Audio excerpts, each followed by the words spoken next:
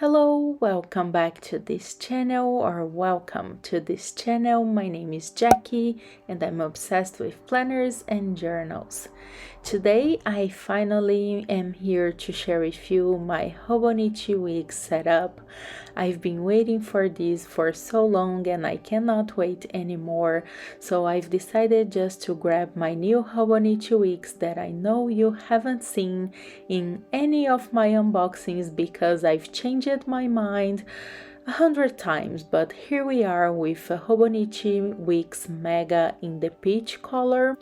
It is this beautiful shade of pink, but don't worry, we will be changing it up a little bit just to add a special touch, as you will see very soon. But whenever I get a new Hobonichi or a new planner or notebook, I just like to break the spine a little bit before actually start setting it up.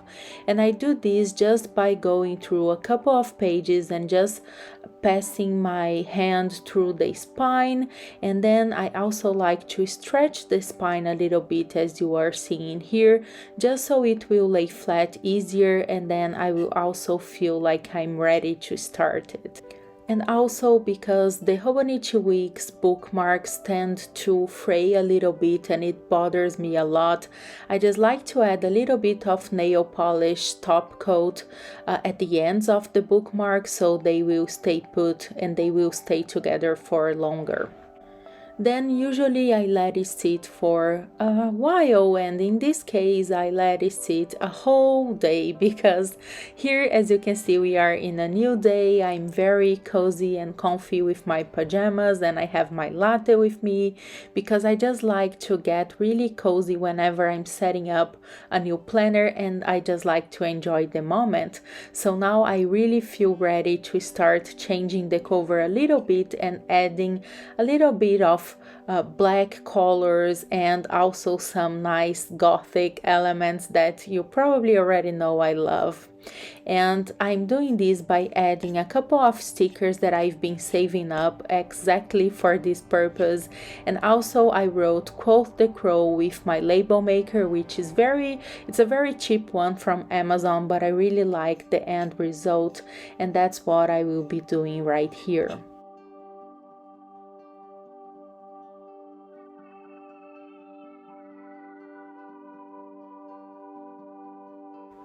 I confess that I was a little bit scared of how the end result would be, but as you can see here, I was actually really happy with how it turned out, and I'm really glad I decided to just decorate my cover.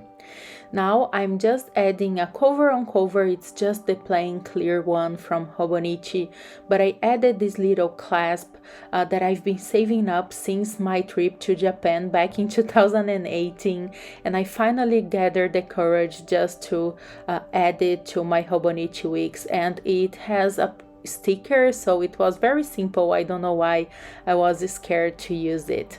And here I'm just decorating the inner pocket with a bookmark that I've been also saving for this, and I will just add a post-it note right here. This is from Sugar and Sloth because I like to have all my insulin values right here because I'm diabetic, if you didn't know.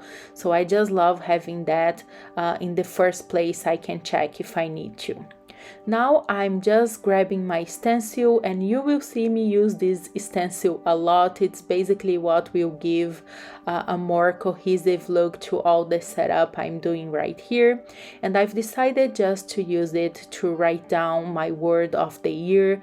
Sometimes I have word of the year, sometimes I don't, but for this year I decided to go for it, and I just want my year to start right away with the Hobonichi Weeks. I don't want to wait another month to start reworking on my goals and all of that, so I thought it would be nice to just have it very big right here in this kind of cover page that I'm creating.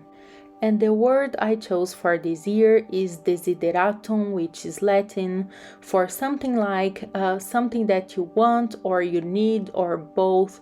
And I feel like I really need to find that balance this year and work more on the things I want and the things I need. And I also printed just a definition of the word and I printed it on Tomo River paper and added there as well, and I did the same for my bullet journal key and added to that part of the calendar year that I never use. Now we are getting into the most important part of this setup, and the reason why I decided to go with the Hobonichi Weeks Mega, which is the notes section, because I want to use them as my bullet journal to kind of have everything together in one place. So I'm just using the stencil again to write 2022, or better, 22 here, and I'm just decorating and creating a collage in this first page just to have a little bit of decoration as well. These weeks will be mainly functional. It's supposed to be my main planner and that I will be also using on the go, so I just want to add a little bit of decoration right now when I can, because I have a feeling that after this it will all be just super functional and minimal, as my spreads tends to be. Also, I just want to say that I will be posting a regular chatty planner setup where I will be explaining all of these setups, so just subscribe and stay tuned for that because it's coming soon. But I just have here an index because since I plan to keep these as work and personal and have a lot of different notes and appointments and ideas and have just notes and daily logs and everything within these pages, I just need a place to organize all of that so I can find the relevant information later on. So an index is really needed in this case. And now I'm moving on to one of the spreads I use the most in my bullet journals, which is the future log. I know I debated using just the regular monthly views as a future log, but I just like seeing all the dates together in this kind of line or list format. It has been working for me since I started bullet journaling basically, and I just needed that here as well. So I'm just using the stencil again to just write down the initials of each month. I'm also doing a little calendar for every single month of the year, and I here ripped the page, but I just solve it with just clear tape, and we are good to go. But mistakes happen. Be very careful when you are trying to erase pencil marks on Tomo River paper. And now I'm just adding all the days of each month, and here is where I will just mark down my appointments and events in the future. And I really use this page, so you will see later on I will also add a tab here as well so I can find it very easily. And here I'm just showing you that I did that for all 12 months of 2022, and I'm also using a Tombow. I think this is the 95 or something. It's just a very light gray color to mark down the weekends so I can find all the weeks of each month very easily. I spend a lot of time in my future log because I really use it and I find it really important.